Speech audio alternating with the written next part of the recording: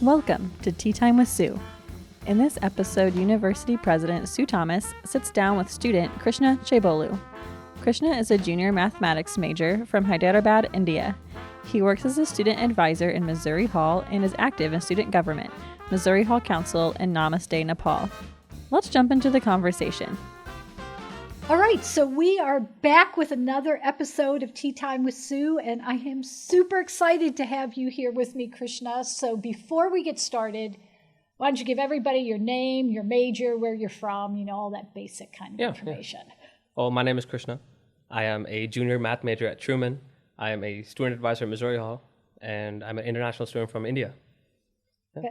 Fabulous. Okay, so we're going to talk about all of that and some other stuff. But let's start first with you're a math major, but you're really into mythology. I am. Recently. Yeah. How's that working? So that's just a class I took for my requirements, like to graduate one of the arts and humanities perspective. But I wanted to take somewhat of a fun class. I was told it was a hard class, but it's so interesting. I kind of look past if it's hard or not. Right. I like to develop everything as a whole. So while I'm focusing on math, I like to do a lot of things I like. Which is why I'm taking Japanese. It's something I do for fun. It's not any sort of requirement for me since I'm an international student. But yeah, it's just something I do for fun. I've learned a lot in this class, actually. So tell me why mythology and Japanese are fun for you. Well, I enjoy learning in general. Cool. So I tend to do a lot of things where I learn something. I think of it like usually that what gives me energy back. A lot of people would say learning something would expel that energy. For me, I disagree. I like learning. It's a way of recuperating my energy. So, I love languages, which is why I wanted to learn Japanese. And I just want to know about stories and mythology. So what excites you about languages? Why do you love them? It's just so interesting because once you start learning the language, you kind of see how the culture developed with the language. Mm-hmm. I think that's really interesting. And plus, I want to travel when I grow up. So I want to have a good set of skills so I can live like a person who truly lived there all their life. I won't get close to it, but it'll be closer than if I did not know the language. So you talked about culture. So let's talk a little bit about that because I recently had the opportunity to see one of your other skills, which is dancing. That is true. Can you talk a little bit about that and where that happened? Yeah.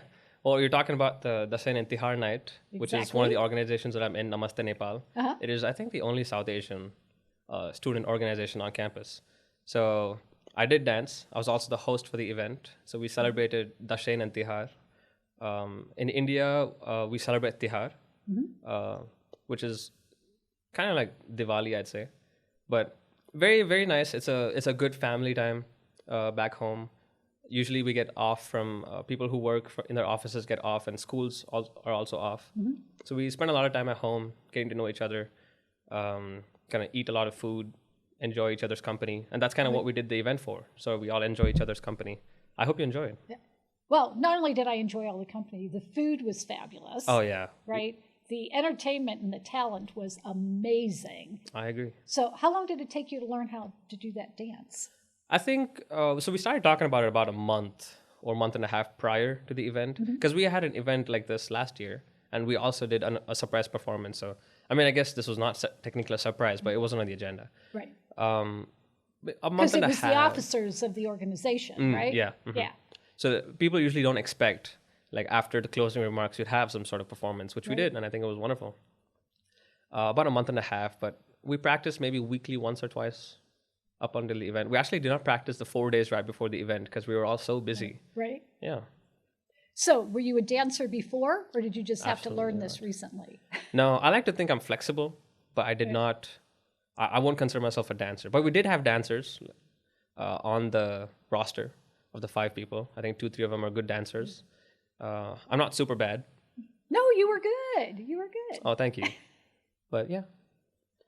Okay, so tell me, you are an essay, and so lots of people who nominated you talked about how you are a fabulous essay. So tell me why you're an essay, right? What's your connection with your students? And I hear you do pretty amazing bulletin boards. Oh, okay.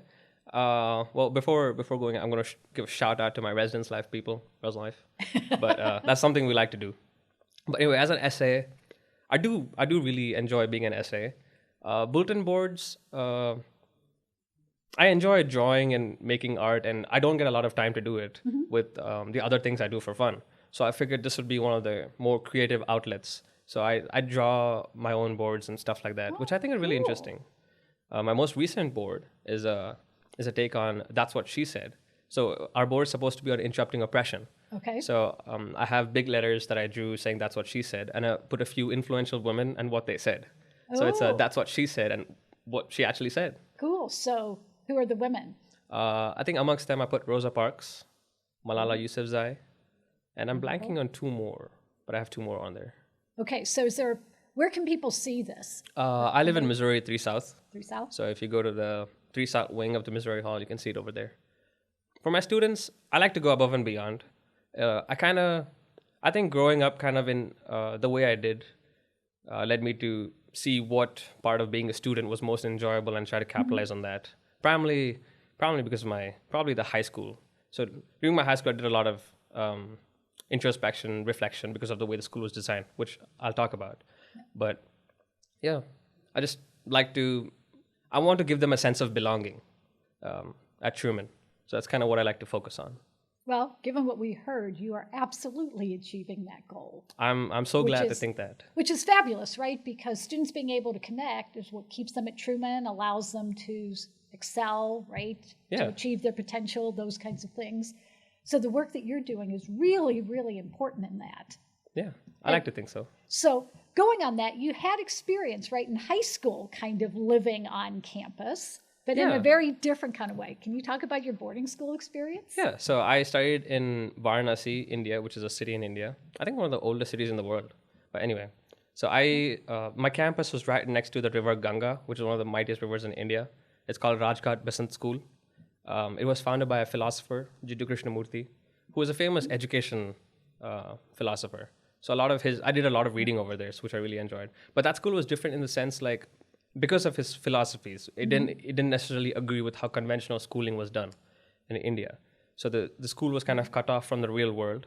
Like we'd live deep inside a forest, and my dorms were also over there. So I'd live in the dorms, and this is the last 2 years of my high school. So we didn't have the internet or anything like that. We would if it's necessary, but on a regular basis, we would not. We wouldn't even talk to our parents. Maybe once in 2 weeks at the time we spoke to our parents, except on like special occasions. During that time, because there was no internet, and I was a kid that kind of grew up in the growth of internet, it was a little hard. But then I got into reading a lot more. I used to read a good amount before going here, but after going here, I read a lot more. I think that's where I kind of developed my principles of living and stuff like that. So what made you want to go to that school, right? It's shut off from the rest of the world, quote unquote, kind of physically and in terms of social connections and that kind of stuff. How did you find out about it and what attracted you to it? I think it was a more joint decision with my parents and myself. My parents played a more significant role in deciding about that school because I wasn't aware of the school. So I think they found it. And I think when my parents went through their philosophies of the school, they really enjoyed it. And after going to the school, initially I was hesitant. But after I went in, I kind of agreed with what they were doing. And the two main philosophies that stick with me. One of them is that, this is the school's philosophy that now I take in. But one of them is like, the total awareness is what leads to the freedom of mind. So that one I integrate so much. I like observing, I like reading, I like knowing in general. So that's where that's where I built up my habit of learning kind of situation. And one more is, what's the other one? Comparison doesn't lead to growth. The school does believe in that. So we have a no competition situation at school. So how big was the school? It was about 400 students. For grade 3 to 12. So in my class, there were like 20 or 30. It was a pretty small school, so we knew each other. So do those philosophies help you stay calm here? It does. It does, stay actually. Centered? Yeah. Because of how much I lived with them, I started living in a more different way than I used to before. So I live very independently, very calmly, very focused on what I like to do. And that can still translate here? Yeah, I think so. Because I like distracting myself, but I like going out. I like hanging out with my friends. I do everything a regular person does, I guess. I'm just a regular person, but I enjoy it. Good. Good. So tell me, okay, so there you are in high school, right? Mm-hmm. You could go anywhere in the world for college. Why Truman?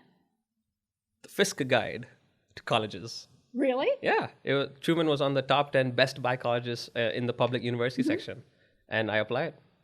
And since the school was small, and I saw that Truman was not super big, Right. I wanted a small environment so I could interact with my peers and professors more meaningfully. So that's why I kind of came to Truman. And plus, in my opinion, I like to go to places where I'm able to thrive a lot more. And I noticed in my high school that, smaller, more tight-knit, the more I interact, the more I'm able to learn. Right. So I figured this would be a very good place for me to start. Okay, so you've been here 3 years. This is my third year start. Third year. Was it a good decision for you? So far, yes. It was a wonderful decision. I've enjoyed my time here ever since. I came during the COVID year. So since then, it's only been it was not easy, but since then it's been an uphill. Fabulous. Yeah. So talking about uphill, although maybe not totally uphill, I also hear on top of everything else, you are big into cycling. I do like cycling. I haven't cycled much over here, but back home I used to do like long distance cycling competitions. There's this organization back home that does it for every like significant holiday, like the Indian Independence Day. The number of years of independence, we cycled that many kilometers. Oh. And it was super fun. I once did 80 kilometers in less than 3 hours. Wow. Which I think was my fastest average time for a city because it was a lot of ups and downs, so it was pretty hard. Okay, so translate 80 kilometers for those in the United States. 80 no kilometers miles. would be 50 miles. And over here, I've cycled to Walmart and Aldi's a few times during the summer when some of my friends go back home because I don't have a car. But my cycle comes pretty handy. So you have a bike here. I got it at the bike sale for $20. Oh, perfect. Some of the best money I've spent. Fabulous. Okay, so my guess is that also helps relax you some, helps focus you some when you bike. Absolutely. But I also heard you do something else too. You're not big into time management. That is true. You're into something I've heard is called energy management. Yeah. Do tell. I actually first came across this in a Reddit post. So basically they said that the way time management works is that you allot certain time to do things and you have a strict schedule.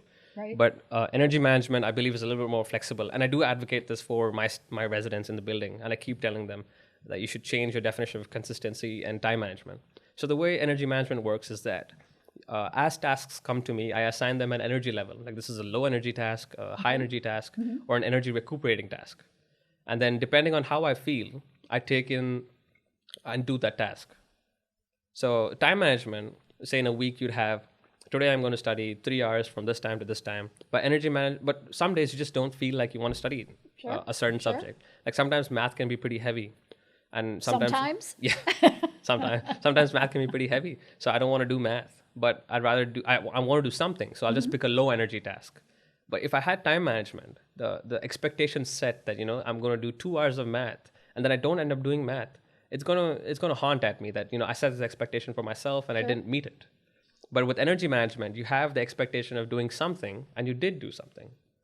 So it's much more, I'd say the schedule is more uplifting because I don't feel like I let myself down in any manner. So are any of your residents being able to pursue this too? Or are they still struggling some? Do they see the value in it? Actually don't know. Maybe I should follow up and see if any of them are actually doing it. But yeah. So how long have you been doing that? Maybe about a year. Now it's just kind of subconscious. I don't necessarily think about it, but I always do it that way. I don't create schedules as such.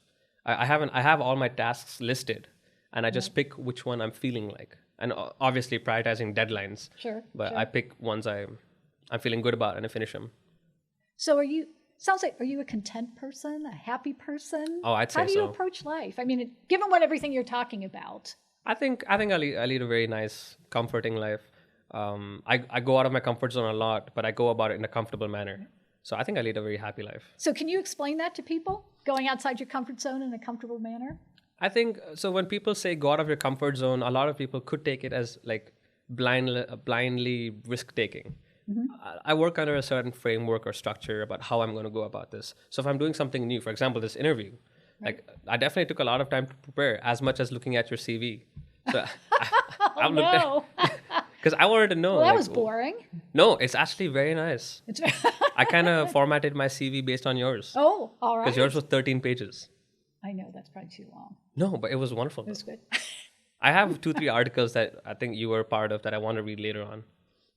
I don't remember the name of it, but it's marked in the CV. Oh, you know where to find me. Yeah, that's true. But I think I just follow a certain framework about risk taking and stuff like that. So I do take risks, but I go about it in a structured manner that minimizes the risk.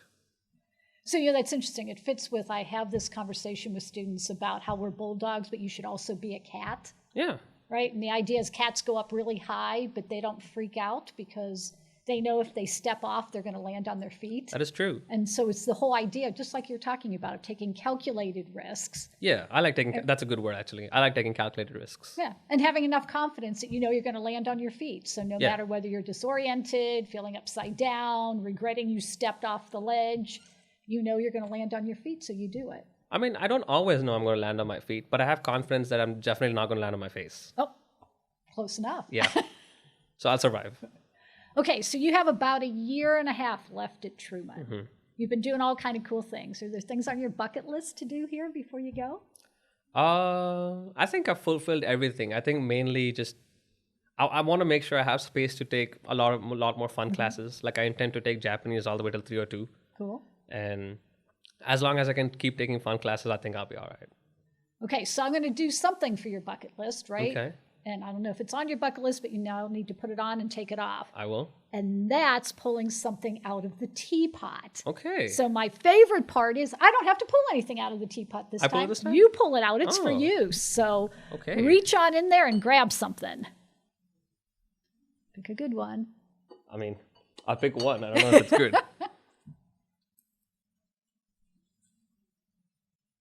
If you could have any animal as a pet, what would you choose? Is this a question for you? It's a question for you. Well, I think dog. Why? I have a dog at home. I really, really love her. Home as in back in India. She's not here. But I think a dog would be ideal. Maybe 2. Because, one dog, what if it gets lonely? So 2, maybe 3. But maybe 3? Yeah. Okay, why 3? Because if there's 2, they won't get lonely. What's 3 do? Well, what if you get bored with one? Oh, you have one more to talk to. I think a trio of dogs is good. Because I think dogs are also social animals. Maybe not as social as us, but they definitely are. Dogs are cute, cuddly. Some dogs are scary. But I like them. I like them too. So what kind of dog do you have back home? I have a Shih Tzu. A Shih Tzu. Yeah, so she's a lap dog. She's about this big. What's her name? Bella. Bella. Okay, so shout out to Bella. Huh? Yeah, She's absolutely. Listening. She probably will. She probably will. Yeah. Good. But yeah, what pet will you have? Or do you already have one? So I did have one. Unfortunately, he passed away at 11 and a half. I had a yellow lab named Louie, who was like a 3-year-old child in a dog's body. That's super smart, knew his toys, knew exactly what I was telling him. Yeah. And so, yeah, a little bit bigger than a Shih Tzu. Yeah. A really smart dog. Still a good boy. He was a very good boy. Yeah. I absolutely love dogs. Yeah. I cannot thank you enough for being on Tea Time with Sue, right? It's been such a pleasure to get to know you. It was so much fun watching you and all of the people dance, right? And entertain, and it was just spectacular. And so thank you for making Truman a really super cool place and for joining me today. I could say the same for you. Thank you for making this place super cool. Oh. Well, with that, we have nothing else to talk about, do we? Really, seriously, thanks so much, Krishna. Thank you. Thanks for listening to Tea Time with Sue. This episode is brought to you by the Mohall Moose. Monty the Moose is the oldest Mohall resident, not including Zach Burden. Subscribe to the podcast to stay in the know for when new episodes are released. Do you know students, faculty, and staff at Truman who make it such a unique and special place? Guest for Tea Time with Sue can be nominated at truman.edu/teatime. Join us for the next episode when Sue sits down with Laura Bates, the Executive Director of Student Union and Campus Recreation.